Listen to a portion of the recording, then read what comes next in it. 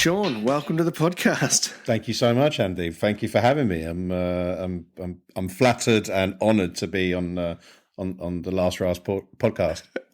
Yeah. There we go. Let's move on. Wait a minute. Hold on. No. It's. I think he understands clearly what's going on. Hold on. What the actual? First off, there is no Last Rasp podcast. This is Curb and Canyon. It is Curb and Canyon, and you're quite correct. It's just the way Andy propositioned it to me. Oh, really? Interesting. He said to. Interesting, Andy. Now it's all making sense. Talk about giving and then taking away. You give me the nice little build up. I thought, all right, someone's on my side. This is great, and then boom, under the bus I go. This is what happens when you have minimal sleep, and also you yeah, it's my fault. So yes, I get it. It's even better to be in part of the Curb and Canyon. No need to apologize. It's not your fault. It's not your fault. Let me roll the intro this week. Welcome to Curb and Canyon, the podcast put together by me, James, and some utter feb in Australia called Andy. And we're joined by Sean from Renneleven. Hey. Welcome to Curb and Canyon.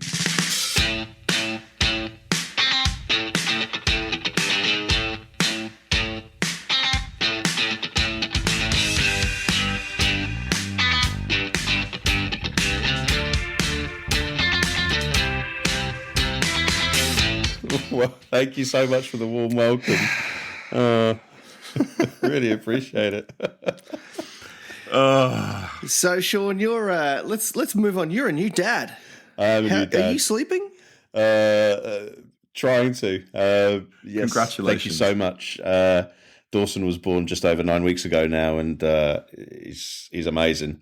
Absolutely rocking our world, and I've got to give a massive shout out to my wife, Vix. She's doing an incredible job as well, being his first time mum for her. Yeah, amazing. She blows my mind, man. How it's just so natural for her. I appreciate it's years of evolution that has led her to be able to do that. But she's an absolute master when it comes to everything. So incredible. Yeah.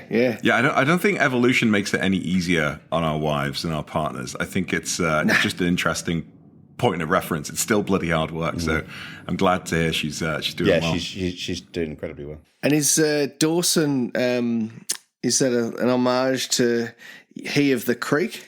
Funny enough, yes. Actually, it was incidentally. It was because we were searching for the perfect name, and we looked at like Gaelic names like Taran, Hudson as well. We looked at, and sometimes you see certain kids and you find out their names, and they tend to be challenging. Let's say I want to be as polite as possible, and you just think, I'm not calling my son that name. If he turns out like that, that's not going to happen. I get it. I've got 3 kids. We went through that process 3 times, and every time I was cringing thinking about some of the names my wife was coming up with, and she hated all the names I came up with. I eventually just gave up and was like, yeah, that sounds good. It's not an idiot I knew at school. It's not somebody that is an idiot on TV. So sure, it's benign. Great, thank you. But also, it's you've got to make sure it rhymes well, because if it rhymes with something that's bad, you're like, he's going to be ridiculed. No, totally. No. Oh, 100%. Yeah, totally.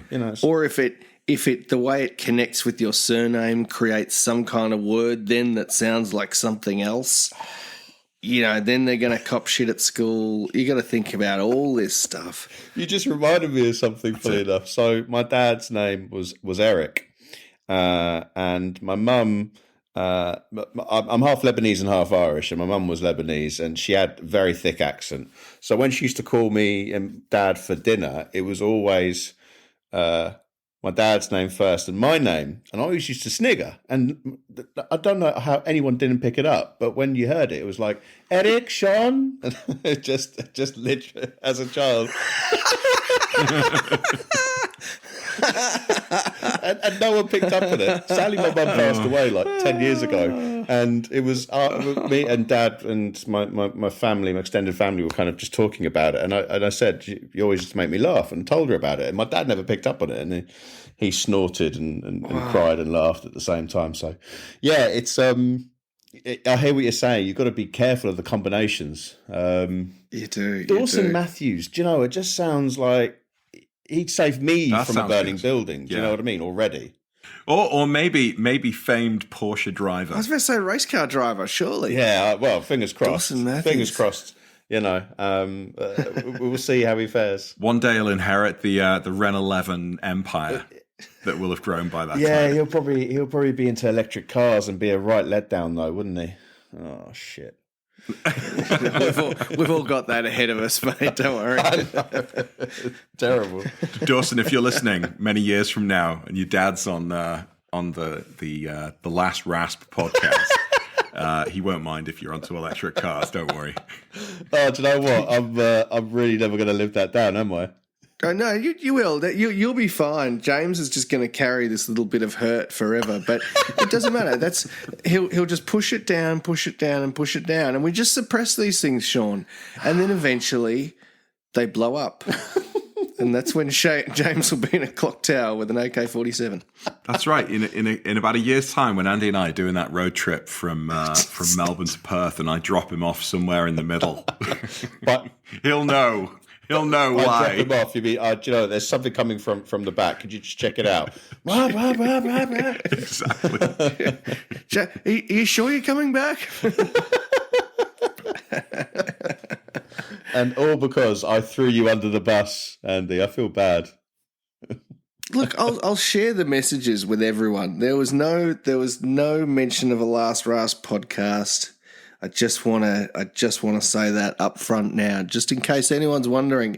If anyone thinks I'm trying to break free of James, I am in many ways, but I've got to say, Andy, I do feel for you for this episode because you've got two Brits onto one Aussie, and you know that's just. Well, the odds are still probably in your favour. Yeah, I was going to say, that's okay. I don't know what I was thinking organising this. Maybe that's why I said it was the Last Rasp podcast. Well, so Sean, tell us about Renneleven. We're here to talk about your contributions to the Porsche community right now. And I've been a follower for a while, and I think you were one of the first people Andy suggested that we get on the pod right from the get-go. And I'm really glad you've managed to make it on. But tell us a little bit about your story and your history with Porsche. Again, very flattered. Thank you so much for wanting to include me. I find it quite. I find it interesting that people want to speak to me about Porsches as well, because I've come in as being a bit of an outsider and a fanboy, and I'm learning as I go along. It's interesting, and I don't hide the fact that I'm not the most knowledgeable person, but my knowledge is increasing with every day because of the research I'm doing, and I kind of linked into Renneleven at the start of it. Originally, it was called That 911 Page, because someone had already taken the 911 page, and I thought it was it was just for me. Funny, it was a very strange time in my life. So I lost my dad 4 years ago, and the day after I lost my dad, I just thought it'd been in my mind to just create a little page just for the love of Porsches or 911s as I had, and I did it, and it was a form of escapism, and during that time there was a lot of changes in my life and a lot of struggles, but the thing that kept me going was escapism. And I started to just get really deep into the Porsche scene, researching into things. I never even really paid much attention to the infinite different models that were available over the past almost 60 years. Mm-hmm. And you don't realize how rich the history is as an outsider until you take a deep dive and you realize how many RSs, how many RSRs there are, you know, the differences between the short wheelbase and the long wheelbase that came in like 68, and, you know, the little nuances between certain model years as well, and it just it blew my mind. Not just that, but what really caught my eye was the the social aspect of Porsches. I know you've interviewed and spoken to Drew Manley, and he's an absolute hero. I love that guy. I've got so much time for him, and he was kind of one of the reasons why Renneleven became a thing. So he was on a podcast, P-Car Talk, which Mike and Aaron, very good mates, and again, it was their podcast with Drew that really grabbed my attention. Drew was talking all about community and how it's so important bringing people together. The cars are all well and good, but it's the people that matter, and that resonated with me completely. I've always been very much people first, friends first, and the cars are complementary almost. And that's where Renneleven kind of took a turn from that 911 page. It was a bit of a twist, and then I decided on Renneleven. It just sounded right. I wanted the branding to sound like it was Porsche. I didn't want it to look Porsche. I think a lot of brands out there are very... There's certain brands that stick out that don't feel very Porsche-like, but they are Porsche-like. Nine Works, for instance, I think they're doing a great job. Those lads. I was at their awards, actually. Funny enough, I got given a Personality of the Year award yesterday. I was like Oh, you did? Yeah. Hey, well done. Somehow I got a personality. Who knew? That was really awkward. I got up on stage and I didn't know what to say. I just started, "Hi, I'm Sean. You probably don't know me." When you got up. It was bad. But yeah, Nine Works, Last Rasp. Dare I say it? I'm sorry for bringing that up again, but you did tell me to do that, Andy.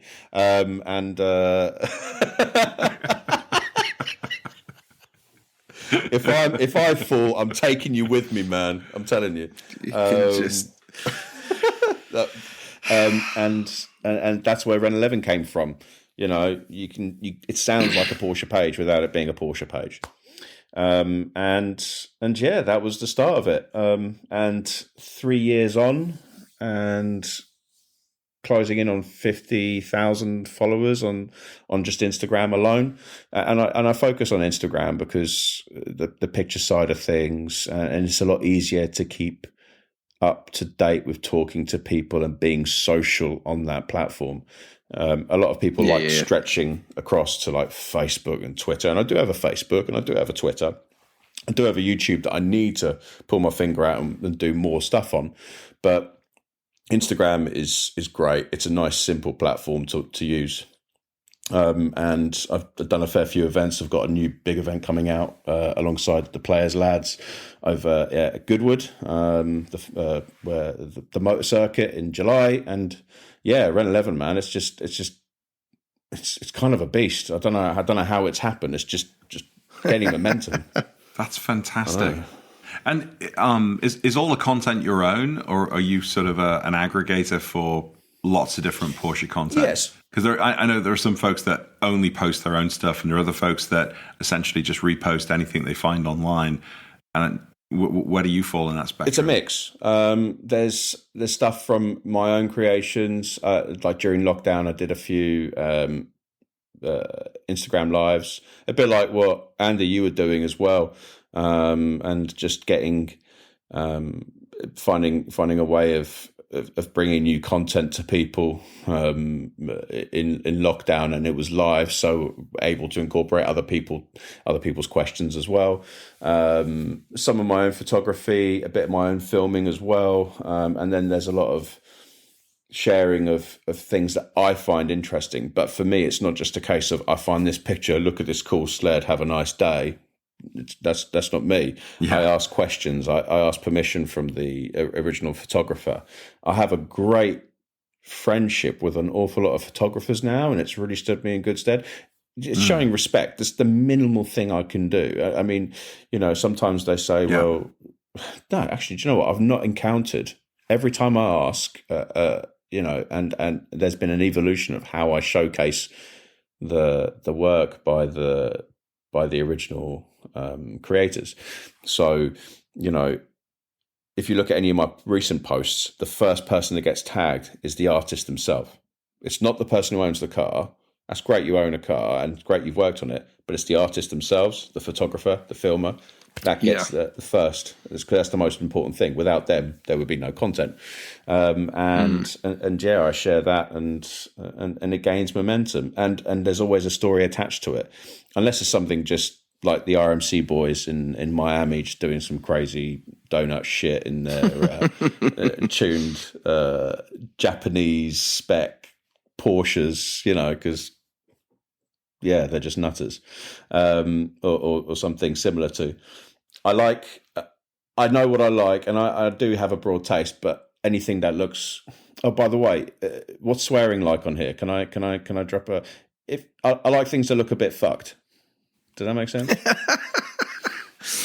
Sorry, say that again. I like things ruined. It's interesting what you say. You're talking about the Nineworks event last night, because that to me speaks a little bit to, and you've done it with your flat sixes and flat whites, this thing around Porsche does a really great job of building their brand, and Porsche does a really great job of doing things to support and enhance the enthusiasm of the brand globally. But I think what's really interesting is the ownership over that now enthusiasts have taken themselves. And by way of example, I look at what Lee has done and with Andy and that their Nineworks event last night, what you're doing with your events. It's interesting, isn't it, how now the enthusiasts have control over bringing the community together and what that Porsche community stands for, rather than it being driven so much by Porsche. Do you feel there's a role for the way Porsche does it, but then there's a different role for us to play? I think for many years, not just Porsche, but most motor manufacturers don't really have real enthusiasts in mind whenever they do stuff. Everything is very clinical in their approach. I used to work for an OEM. I used to work for Volkswagen Group in the UK. And when you look at, I may sound a bit of a hypocrite from what I'm about to say. Have you heard of Wörthersee Treffen in Austria? It's basically a huge gathering of Volkswagen fans with modified cars. That it's endorsed by Volkswagen Group, or it was endorsed by Volkswagen Group. It's been around for over 40 years now, 41 years this year. I think it's not been going on the last few years because of COVID, obviously, but and Volkswagen used to showcase some concept cars there. The most notable one was that Lamborghini engine Mark 6 Golf with the Lamborghini engine in mid-engine. It's a terrible car that doesn't work, but it does work visually and orally, and it's a wicked piece of kit. And that's Europe, and they love doing that stuff.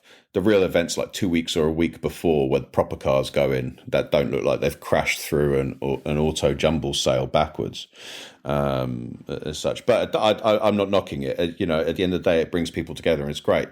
But everywhere else, it just doesn't seem they have that kind of. It's almost like frowned upon with certain enthusiasts, like the stuff that Andy, me and you are similar. We like our things. James is probably as well. We like our things fettled. We don't like standard. We like to imprint our own personal tastes onto vehicles. And there was an advertising campaign by Volkswagen UK about 15 years ago when the Mark V Golf was out, and it was just showing cars that were not even tastefully or untastefully modified. It was modified to make it look like it was distasteful, with flames down the side of a Mark IV Golf and a horrible body kit. It just looked like it was melted. And then I've always felt a bit alienated by brands, and they never really want to get involved. I think Magnus Walker has had a real positive effect on the Porsche 100%. Scene. He's kind of coined, he may not have actually done it, it was probably someone else, but the whole outlaw thing, when you think of outlaw Porsche, you think of Magnus Walker. You think of that kind of look and the Group R kind of style of cars, and everything's just like built for use. And because of that, I think Porsche are now realizing that, you know, the Porsche demographic isn't necessarily your, how do I say it, doctors, not just the doctors, not just the wealthy people that have done well in their lives, that are in our age group now, dare I say it. Christ, I turned 40 a few weeks ago and I still can't bloody believe it. But that kind of mentality. Now, I think we've had this discussion, Andy. Ownership is, I wear Vans. I'm wearing like slim jeans and a t-shirt, and this is what I wear normally. You know, I even had a Renneleven cap I was going to wear, but I thought that's overkill, man. I don't need to sell too much merch on this. It's only a podcast, so. Don't worry. James is wearing his auto amateur pajamas. He's like fully kitted out, so don't stress. I think. Show them the shoes, James. Oh, I'm not wearing any shoes right now. Flip flops, Andy. You know me. I think now there's some big hitters that have kind of taken control. I look at people like Cool Collective. I look at the likes of Raj, what he's doing at the moment. Raj Sangha, who runs Cardio Security. He's got a great, good, nice, tidy collection of Porsches and other cars as well. I look to them and think that they are kind of taking the momentum of the whole modified Porsche scene and pushing out a little bit more. And I'm kind of, I hope, I'd like to think I'm kind of helping that as well. Because I don't want to go to an event and make it, and it feel like I'm just stepping into the lockup area of a Porsche dealership waiting for used cars to go out. That's kind of sometimes how it felt like in a lot of events. And again, I'm not knocking like pristine, crisp, original cars. And I love the fact that I get it. It's still bringing people together. Does that make sense?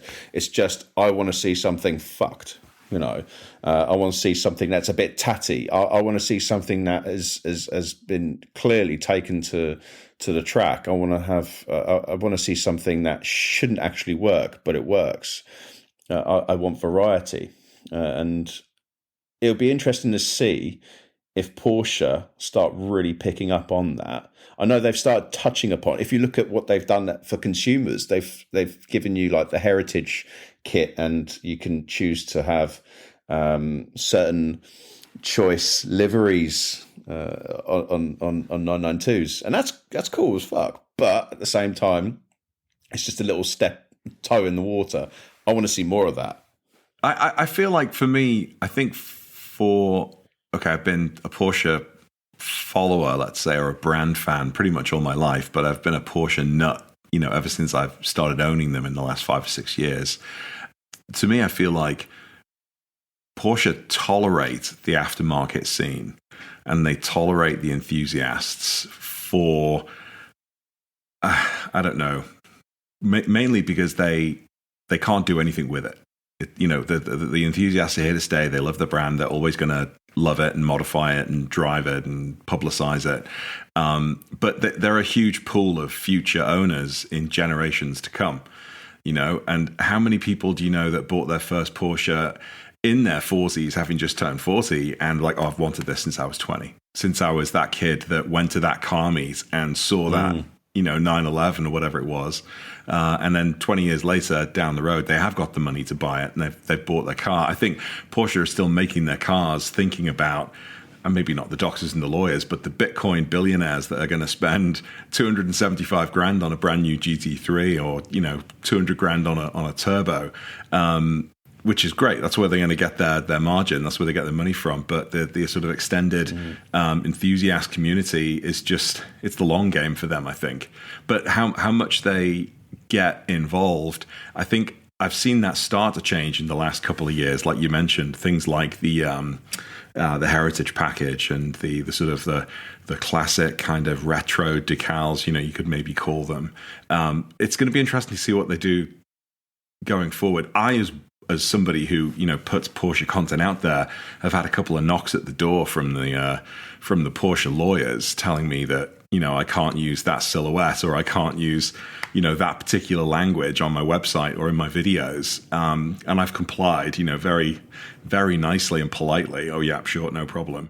But they're aware of what's going on in the enthusiast community. I know that much. It's interesting, the notion, though, that them tolerating it, because I've certainly heard of the lawyers getting involved, and I think they keep a pretty active eye across what's happening. But I think in terms of Porsche kind of tolerating the sort of enthusiast-driven side of the brand, I'm maybe a little less cynical about it than that, because I think from their perspective they have to do the corporate piece, right? And almost everything they do has to be the corporate piece. And so when they talk about the heritage of the 911, for example, then if they show a 992 and then they show generations past, they're either going to show what those generations looked like off the showroom floor or what they looked like racing.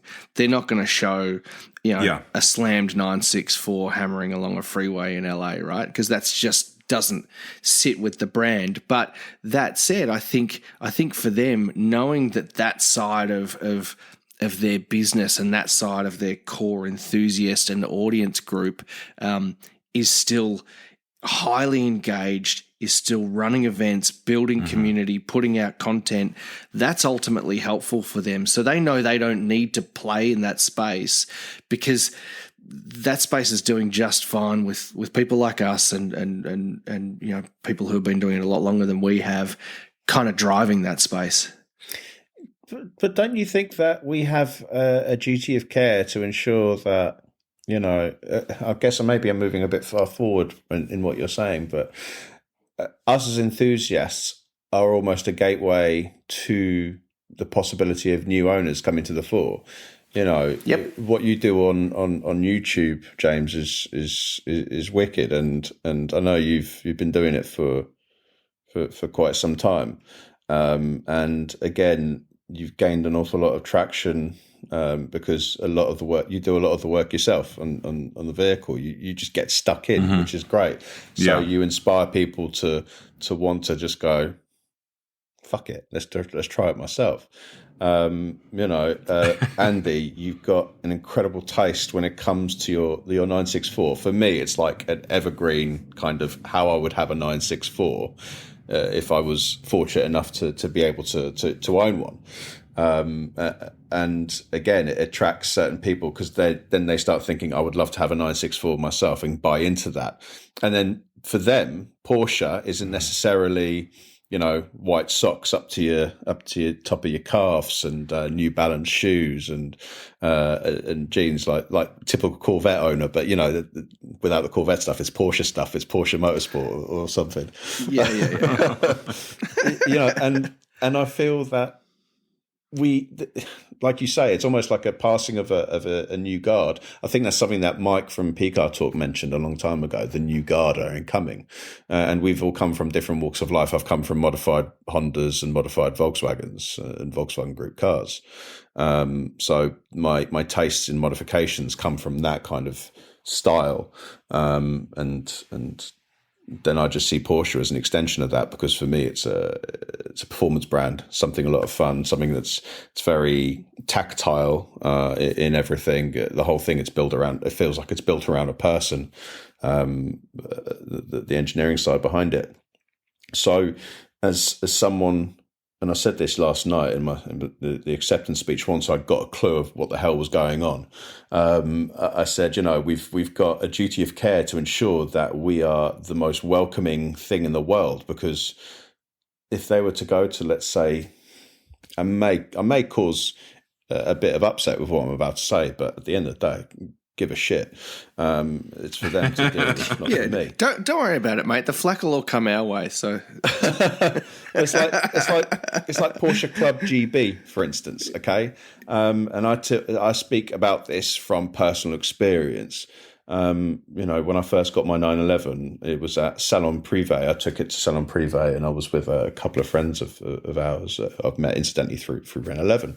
And I was talking to the people at Porsche Club GB, just saying how excited I am about my car. And they were going, okay. I'm just like, okay, you were supposed to be representing the Porsche Club of Great Britain, one of, if not the oldest running Porsche club outside of Germany, and you're just kind of fobbing me off. Am I a dickhead? I got really agitated, and it made it even more pertinent for me to say, well, if anyone, whether they're 10, 20, 90 years old, comes to me and starts talking to me about Porsche, do you know what? I'm going to listen. I'm going to ask them questions. I'm going to build that relationship with them. I'm going to make them feel like they matter, because they bloody matter. We are kind of custodians of a really important part of automotive history, and we're kind of making that history now with what we do. How many awesome channels of media are there out there, all to do with Porsches, and then it's not and it's not just Porsche, it's like Porsche and car. So it's almost like it's incredible really when you consider it, and why big brands haven't picked up on this and gone, do you know what, we need to be every man, because every man does love and every woman does love this brand. I don't get it. And that kind of agitated me. Yeah, no, I get it. And I see sort of both sides of the argument where, you can imagine that people are very proud of the sort of, the nature of the luxury brand that Porsche represents. And, that needs to be protected to one degree or another, because to the people who own the company, yes, they're passionate about making cars, but it's all about making money. But looking, I guess, socially over the past 30 or 40 years, people's access to money has just gone nuts. Whether it's through capital gain, whether it's through property, whether it's through credit cards, whether it's just through, quality of life and salary. And also at the same time, that's been going up. The prices of cars that were $100,000 20 years ago are now $10,000, or $15,000 or $20,000. And, the everyman can afford a car like that. And that person that couldn't afford a $100,000 brand new car 10 years ago or 20 years ago can now afford a $20,000 996. And they're in it. They're in that Porsche 911. They're in that dream. And I think both sides of that kind of coin need to be aware of the fact that the culture is always going to continue changing, just like it does outside of Porsche. As generations grow, as people learn, as people move around the world, as people have new experiences. And within, I've got to be careful what I say now, within my own Porsche community, we've got Porsche Club of America, and then every region sort of has its own. I think there are maybe 12 sub-regions within the country, and I'm part of the Nordstern region, which covers Minnesota and the Dakotas and Iowa, I think. And anyway, somewhere in the middle of where all the cornfields are, in the middle of America. I've come across both ends of that spectrum. One of my first Nordstern socials was with a bunch of people who saw me pull up in a 996, didn't want to talk to me, didn't really want to say hello,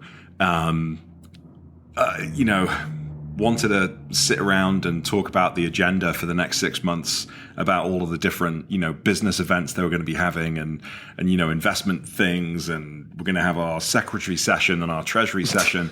And me and 4 or 5 other people that joined there for the first time just looked at each other and thought, you want to go for a drive?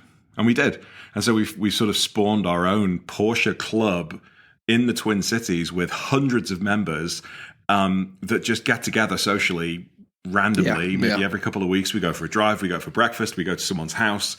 And it's not to discount the Porsche Club of America, because I've come across some amazing friends there, and some of their events are excellent, like the race events that they put on at one of the professional tracks north of the Twin Cities. Really well managed, very welcoming, very friendly. But there just wasn't at the time that kind of, I guess, Facebook, Instagram kind of like, fluid dynamic, which was, hey, let's just go for a drive. It was, oh no, we've got a meeting scheduled in 4 weeks, and we're putting pizza out, and it's going to be free Coca-Cola.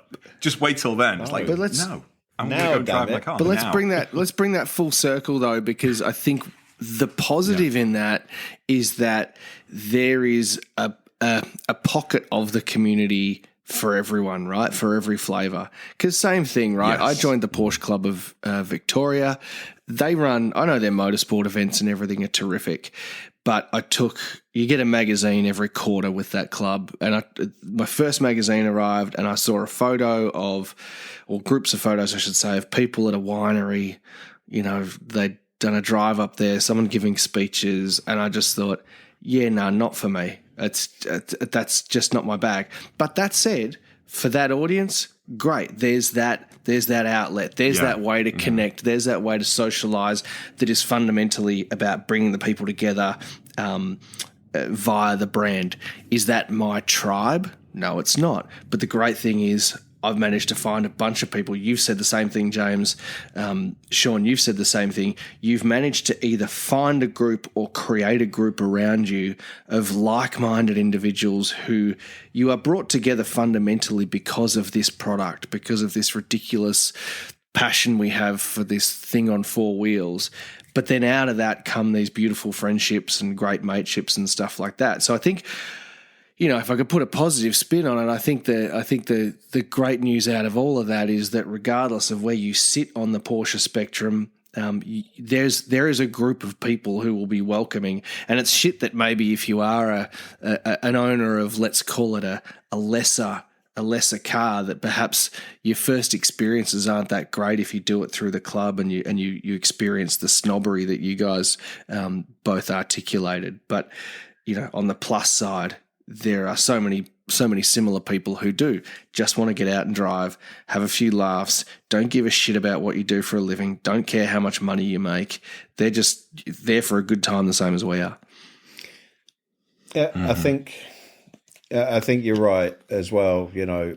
I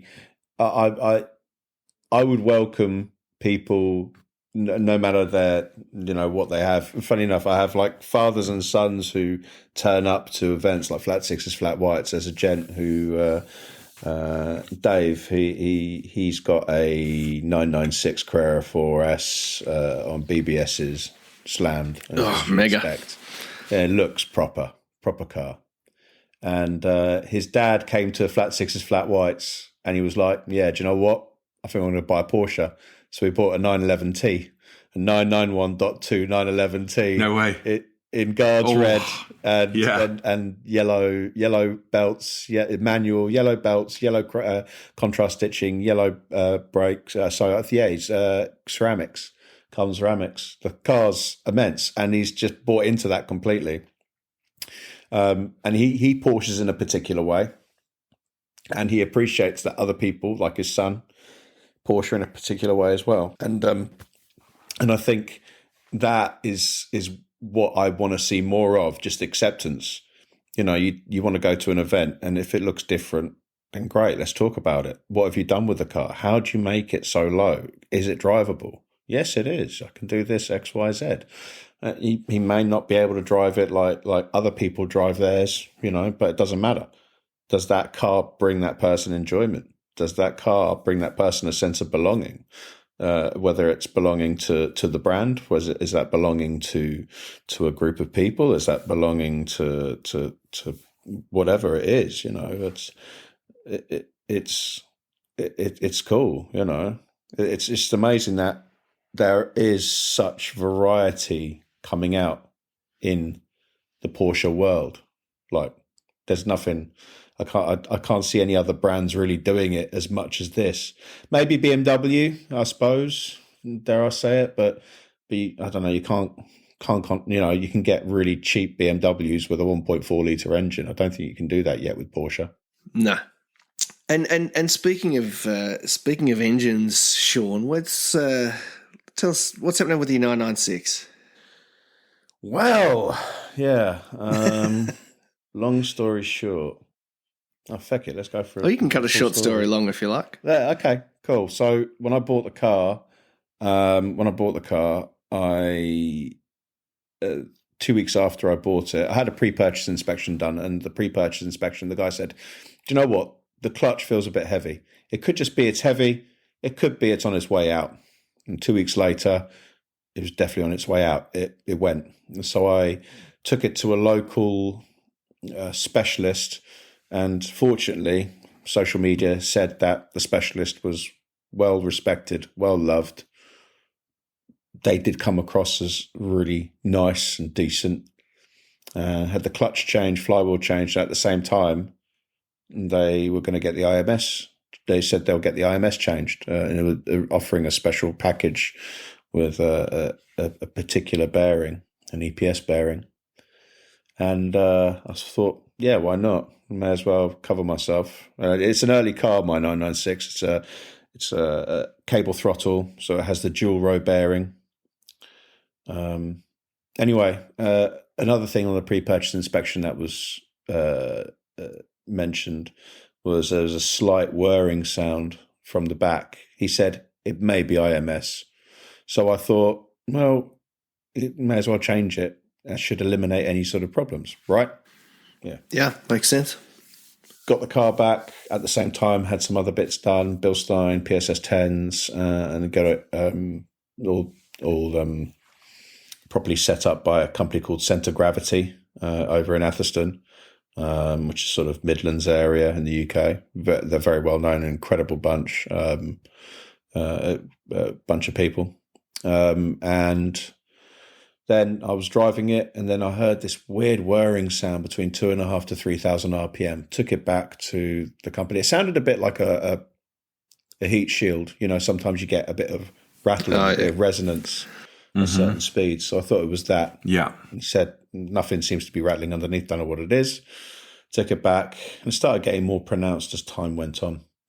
I went to a different specialist, so just because I organised a deal to do some social media stuff with them in conjunction with looking after adding some bits and pieces. I went with a numeric racing shifter, gyro disc, brake discs. They're oversized. Yeah, so great setup up front. They look amazing. They look the bollocks, you know.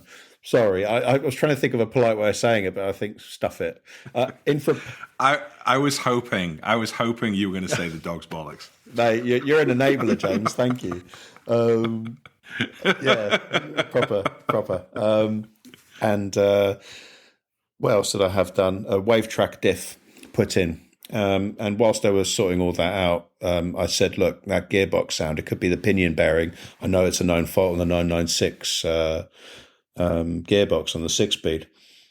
Anyway, they find that there was some oil leaking out the back. I did have the RMS changed at the same time as the IMS, or at least I thought I did. Turns out the IMS was on its way out spectacularly. The actual bearing was chewing itself. Some of the ball bearings were missing. Oof. They were crushed and in the engine. The crank cover, the plastic crank cover, was smashed and went through the engine. If they put the engine back again and started it, the engine would have been a catastrophic failure. So yeah, it wasn't good. So what happened? What happened then was I spoke to the specialist. I'm not naming names. I spoke to the specialist, and they said, "I'll speak to the company we got the bearing from."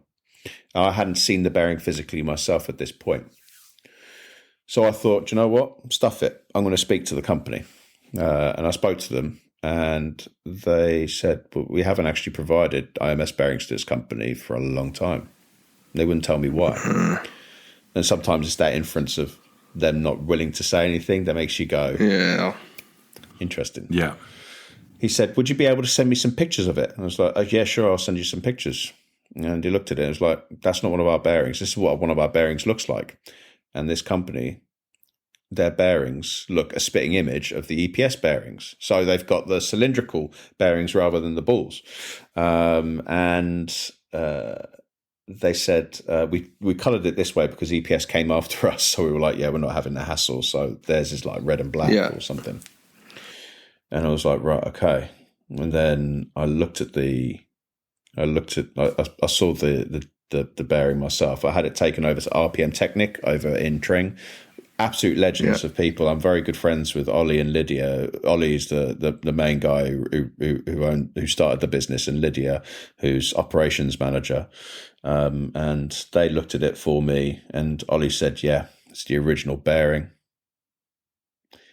So I paid to have work done, and it wasn't done. No. And yeah. So willfully? Well, it sounds like it. If they've said they've done it, and they've said you've gone to them then and called them out on listen, this has happened, I've had a catastrophic failure, and they've said, we'll talk to the manufacturer, i.e. still wanting to cover the tracks. Maybe I've done you dirty. Okay. Maybe I'm a bit naive still, or I just have the best intentions of people. The person in question has been helpful massively, because I don't know if it's the gravitas of what Renneleven is, and you see that kind of number of people and how easy it would be for someone else to kick off, and then you threatened him, right? You threatened. Let's be honest. You threatened him. I did. You said, "Listen, mate, I'm going to name and show." I didn't even have to. You know, when I throw people under the bus, I look them square in the eye and do it on a podcast. Oh, don't I know it? When I'm, like I said, if I'm falling, I'm bringing you with me, Andy. I went to him and asked him again, and he told me a line, and I said, "Look, this is the facts. I need you to pay. I want you to pay for a full engine rebuild. I want to take it done elsewhere." There's probably reasons that the person did what they did. I don't believe that inherently people are evil or bad. It's just people make mistakes. People, get into situations and troubles, and I like to think it's happened to that person, and I feel for him, but I also feel for my pocket and a car that I love, and my 996. I'm never selling that car. It's for me. It's the best of. It's everything I've ever wanted in a 996. Perfect. And it's an heirloom. That will be Dawson's in the future if he sees fit, and if he doesn't, then I'm being buried in it. Chin up, son.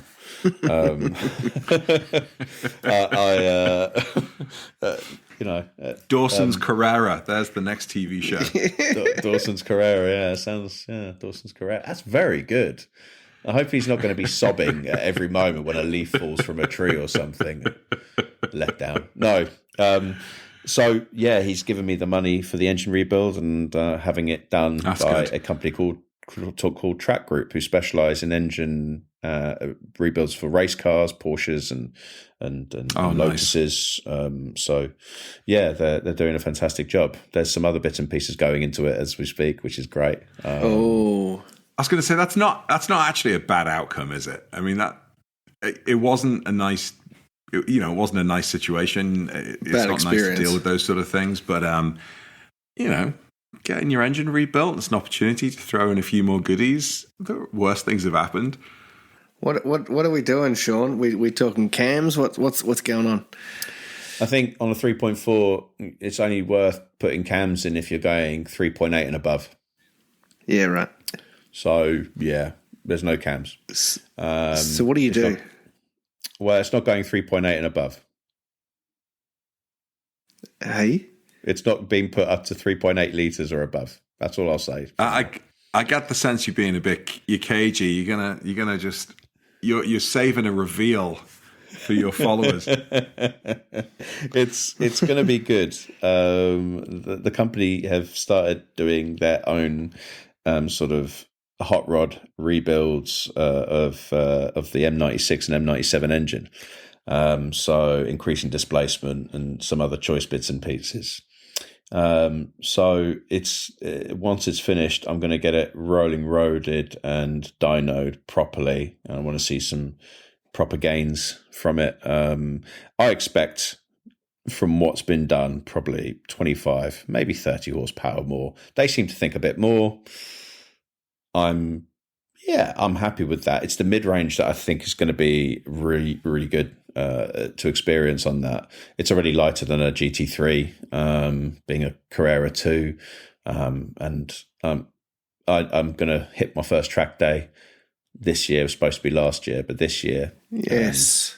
Apparently it's a slippery slope. So the idea behind the build is a club sport CS, Carrera CS. If they did the same thing as they did in the 80s with the back in 87 nice with the G Series CS, that's what mine would be. So a little bit lighter, not too much engine rebuild, engine work. Sorry, but I just wanted to have that kind of go between a Carrera and a GT3.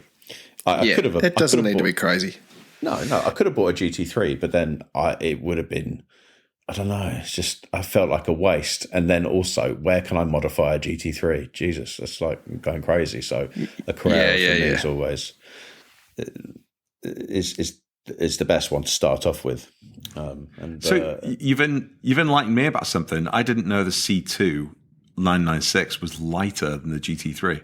Is that the wing? Is that just the wing that's heavier? That tacho wing is everywhere. No. It's a lighter car. I don't even know where the lightness comes from. I can't believe it would be the Mezger engine. But yeah, the C2 is very pure. It's the purest version of the car you can get. That's why there's, especially with the MO30 setup, they're a really sought after piece of kit. It's the lightest 911 they made since like the G series, I think, because it was lighter than a 964. It's definitely lighter than a 993. The 996 is brilliant car. So well planned out as well. I don't know, it gets a lot of knocks, but and I know Andy's not. He wasn't originally the biggest fan, but I think he's come round. Oh, dude, I'm a massive fan, and I'm first to put my hand up and say I was a hater when they came out, and because I did. To me, there were two things that were fundamental to the design DNA of the 911. One was the silhouette, which they evolved with the 993, and the other one was the frog-eyed headlights. So I felt angry at them, but I did. I was literally. I was, but I got to say, first of all, I think now the original fried egg headlights, I love the way they look.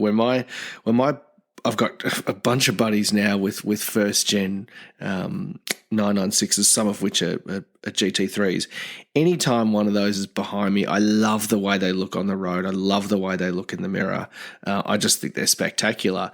And, this lightness you talk of, my mate's 996 that I had the pleasure of driving and filming with, the way that car feels on the road, it is to this day one of the best cars I've ever driven. And this thing's a Tiptronic, right? So it's got everything against it in terms of people would say that's not a car an enthusiast should buy. Perfectly, that car.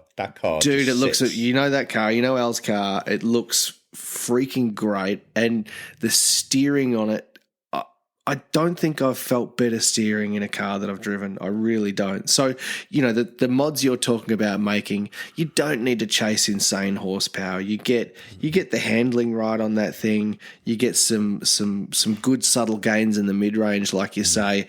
That becomes then a great do-everything car that you can take to the track, but you can still go blasting down B roads and have an absolute ball in. What an awesome machine. It is, a friend of mine, he's got a 964 now. He's got a Mark II Escort and a 964, and he had a 996. And I remember very early on, I was talking, he said, I love the 964, but it just doesn't drive as good as the 996. The 996 was by far the best handling car I've ever owned. And you think to yourself, like, why buy a 964 and maybe this is controversial. Easy Tiger. When you can have a far better car. I like where this is going. When you can have a far better car with more space.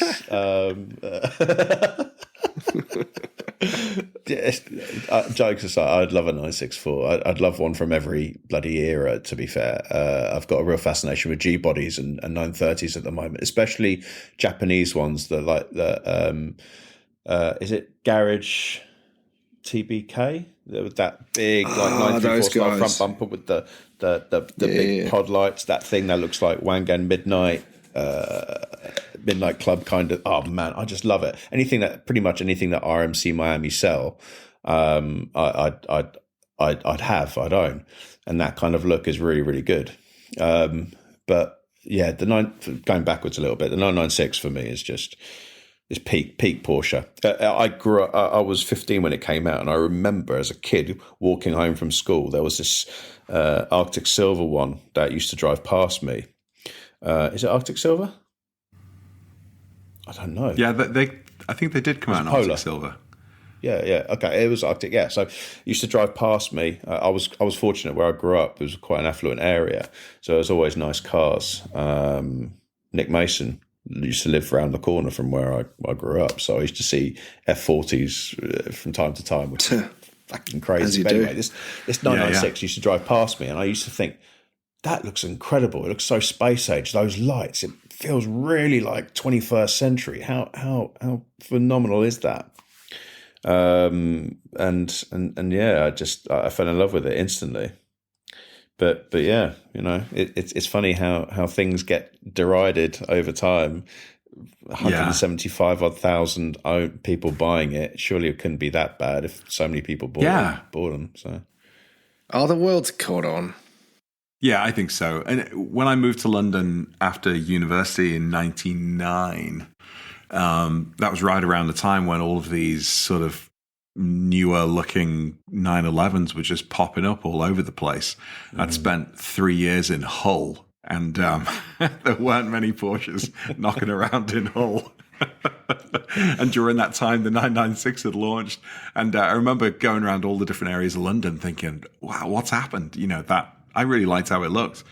And now I'm back in the 996, having sold the 991. I really miss the PDK gearbox, but just like you were saying, Andy, I'm really enjoying this drive. The feeling with the road, the connection with the wheels, just even little things like being able to see the sort of the brow of the headlights from inside the cabin. Yeah. And watching them move as you drive, where I couldn't see the headlights from inside the 991. You just look like a regular car. Yeah, I'm all over it. Disappears. Yeah, that's right. Yeah, that's right. So what's next for Renneleven then?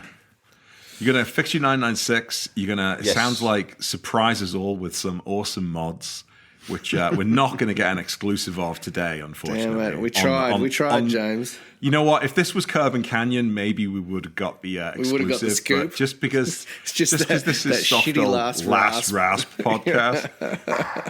Do you know? There's certain things that I listened to a podcast recently, the High Performance Podcast. You should listen to it. It's fantastic. My day-to-day job role, I'm a trainer coach, like for sales, after sales, life, anything. And there was a woman on there who was talking about type 1 and type 2 traumas, type 2 being very serious, type 1 being less serious, but it still has an adverse effect on you. I think what I did at the start of this podcast is considered a type 1 level trauma that I will take with me to my grave, and I'll be able to live with myself. But hey, it's now recorded, it's saved, and I get to listen to it every time just to bring me down to earth again. I've got personality. Sean, you're a dickhead. It's okay. If you're taking it to your grave, though, you're getting buried in your Carrera anyway, so you'll still be happy. Hopefully I don't have it on repeat and my body is just succumbed to that in the car. No, so what's next for Renneleven? So the big thing this year is the Flat 6 show at Goodwood. I was asked by Jay McToldridge from Players. I don't know if you're familiar with Players. They've been doing shows in the UK for Jay's 964 is phenomenal on ITBs as well. The thing just kicks. It's just so good. And I've known of Jay for many years. And we've started talking a bit more, especially as Renneleven started taking off. And he asked if I wanted to be involved with the Flat Six show at Goodwood. I mean, the dream was, the idea was always going to be, I want to do a proper show after with the likes of Das Renneleven in Miami, which for me is one of the best Porsche 4-day Porsche events. Have you been yet, James? No, I want to go. It is incredible. Das Renneleven is one of the greatest events out there, and I wanted something like that you go to and you just feel so not just enthused by the cars that you see, but the people that you get to meet on the day, because it just captures the right mood, it grabs the right attention. And when Jay said, "Do you want to do it? It's going to be a Goodwood," I'm like, yeah. Fucking too right, I do. Yeah. What a location. 100% Goodwood. Taking Porsche and then adding Goodwood to it and then saying there's an event there. And we've got Porsche GB as sponsors now. We've got Porsche Classic involved. And there's something coming from the Porsche Museum. Or not just something, some things. That's all I can say right now. Some old German people. Yes, I mean you could call them people, but they are on wheels. So, and that's not mean that they're disabled. I'm saying they're not people at all. They're cars. This has got awkward very quick, hasn't it? Abort. I've just got this picture of all of the grandparent, the great grandparent generations, all on their ventilators in there, with their nurses coming over to the event. Frau Porsche. So it's going to be immense. So that's the next big thing. As far as Renneleven is going, originally, do you know what? Funny enough, I was actually thinking about starting a podcast, but I feel like all I would do is muddy and dilute the water, and what I would bring to it. There's so many great people doing fantastic podcasts out there now. Likes of yourself, Curb and Canyon. There's, as I said, the Nine Works guys doing some great stuff. There's that new Last Rasp podcast coming out soon. Dropping soon. It's going to be like my shit solo album. You do look a bit like Gary Barlow from Take That as well, Andy. Do you know that? Oh, thank you for that ammunition. Given I've just rolled out of bed, I'm going to take that. I'll take that. Mate, you're a good-looking bastard, so just fucking take it, dude. That's it, really. The event's the big thing. I suppose I didn't really know where in what direction Renneleven was going to go when I started it. I just knew that I had to bring people together somehow, and events for me are a great way of doing that. It's something it's not easy to do. There's a lot of planning involved, a lot of preparation, a lot of wooing people, and trying to make sure that you get the right people involved as well. But once it all comes together, there's nothing else like it. And the promise is it will be a very different and unique Porsche event in the UK, because it's a mix of things. It's not just air cooled, and people like Frank Cassidy do a fantastic job of bringing people together and praising air cooled cars in the UK. You've got the likes of the Luftgekühlt group of people. Jesus, that Luftgekühlt's amazing, and the British one was amazing. You went to the one over at the Indianapolis in the Bottle Works. Indy. Yeah. And I went to Universal. It is what a great event.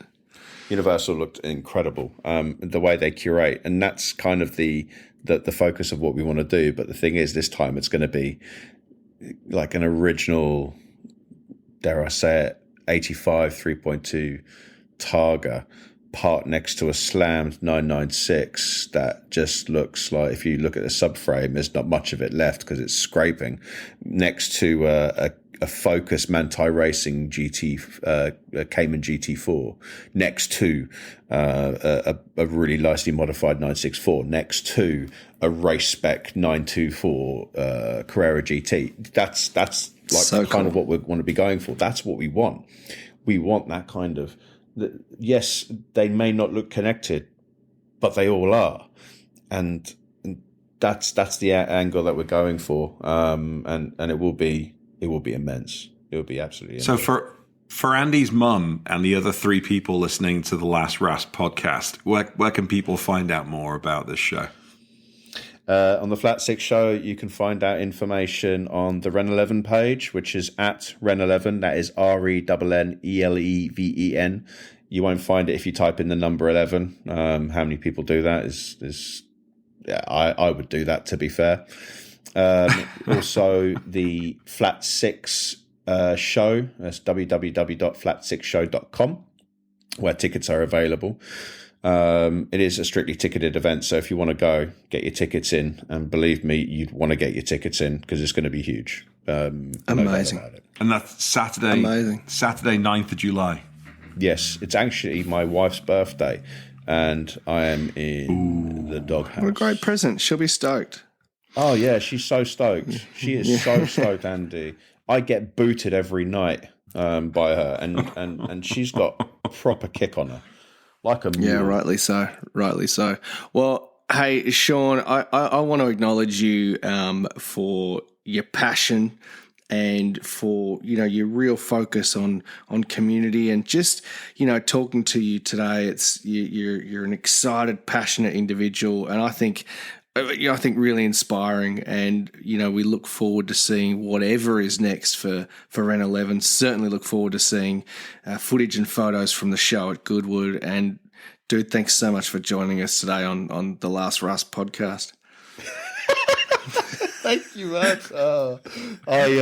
Thank you again. Do you know, I still, joking aside, I still feel very humbled when people who, dare I say, are more authorized in Porsche than me ask me to be a guest. It still blows my mind. So thank you so much. It means an awful lot.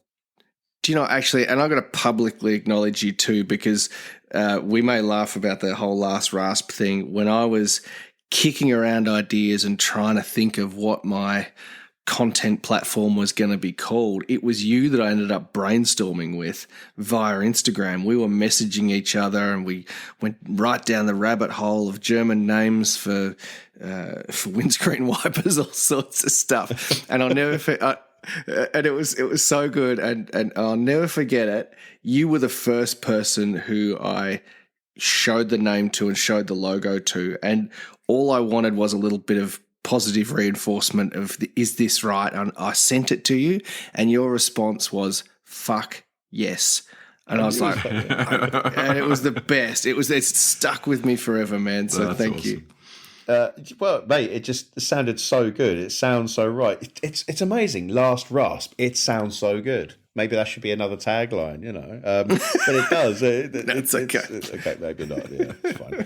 That was a shit idea. What am I thinking? No, it's a good idea for the It's a good idea for the Last Rasp podcast, though. but I mean, yeah. But Curb and Canyon sounds a lot better anyway, because I get that. I see the canyon. I see the drive. I'm really trying to dig myself out of this shitting hole that I put myself in. Well, thank you so much for probably having a good time for us to wrap it up. I think so. No worries. Thank you so much, guys. You're a legend, mate. Thank you. Yeah, cheers, Sean.